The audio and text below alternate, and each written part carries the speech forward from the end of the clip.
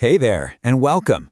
Today we're going to tackle a really neat little logic puzzle. It looks simple on the surface, but trust me, cracking it open reveals a super important math concept you're probably using all the time without even realizing it. So let's just dive right in, shall we? Okay, no long intro, let's get right to the heart of it. Here is our classroom puzzle for today. So here's the deal. In a certain class, the ratio of boys to girls is exactly 7 to 3. Now, looking at these options, 21, 37, 50, or 73, which one of these could actually be the total number of students in that class? Go ahead, take a second to think about it. What's your first instinct? How would you even begin to figure this out? All right, you got to guess? The key, the whole secret, is hiding in plain sight right there in the ratio.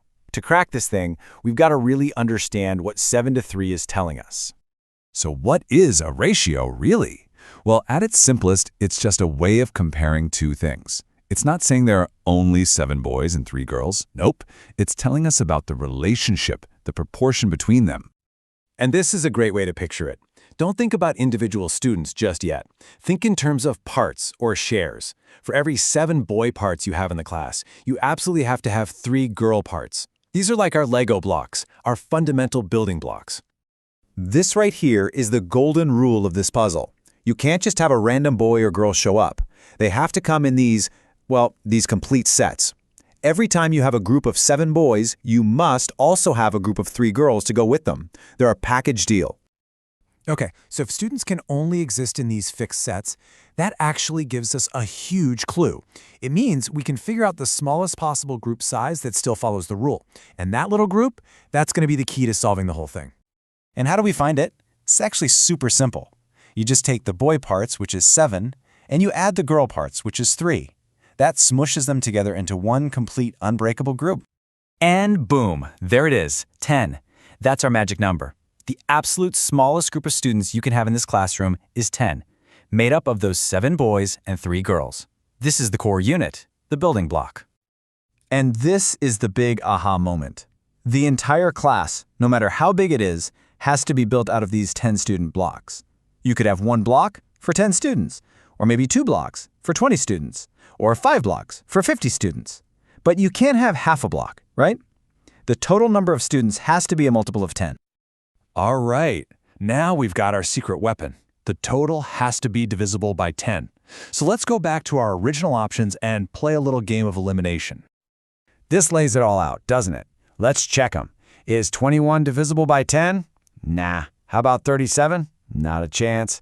73? Nope. But what about 50? Ding, ding, ding. Yes, 50 divided by 10 is a perfect 5. It's the only one on the list that could possibly work. So there we have it. The only possible answer is 50. And why? Because a class of 50 is just 5 of our little building block groups. That would mean you'd have 5 times 7 boys, which is 35 boys, and 5 times 3 girls, which is 15 girls. And guess what? The ratio of 35 to 15 simplifies right back down to 7 to 3. It works out perfectly. So, okay, that was a fun little brain teaser. But you might be thinking, why does this even matter? Well, the truth is, this concept of ratios is, well, it's literally everywhere. It's one of those hidden rules that secretly runs the world around us. I mean, just think about it. When you're baking a cake, the ratio of flour to sugar is everything, right? Get it wrong and it's a disaster. The map on your phone? That's using a scale ratio. Your computer monitor or TV? It's probably got a 16:9 aspect ratio. From mixing fuel for a lawnmower to analyzing profits in a business, ratios are what make sure everything works the way it's supposed to. So, I'll leave you with this little challenge. Now that you know the secret, how to find that core building block in any ratio, start looking for them. As you go about your day, what ratios are you going to spot? What hidden relationships will you suddenly notice? It's pretty cool when you start seeing them. Thanks for digging into this with me.